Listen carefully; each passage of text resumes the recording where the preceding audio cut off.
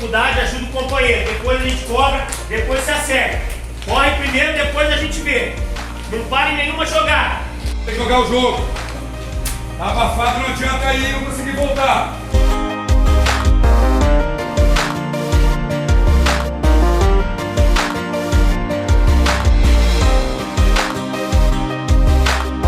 A gente já sabe o caminho da vitória.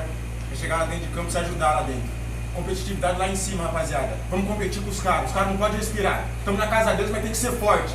Fazer o que foi proposto e unido lá dentro que nós vamos ser com a vitória hoje. Bora, junto, vamos lá, bora! Vamos lá. É vencer ou vencer. Tem que ter brilho no olho, é aquilo que o Daniel falou, tem que ter brilho no olho, porra! Vamos, caralho! Só depende da gente, porra! Vamos! Vamos!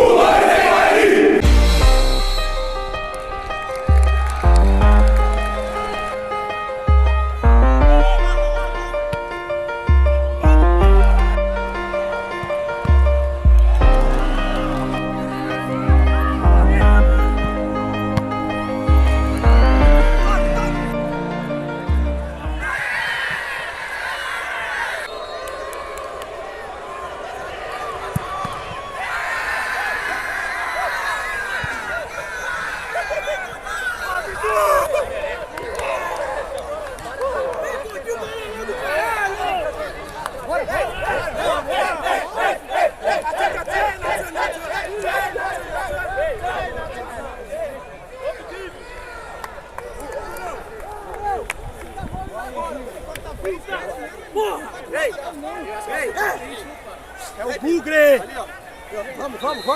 Vamos, porra! Acabou, porra!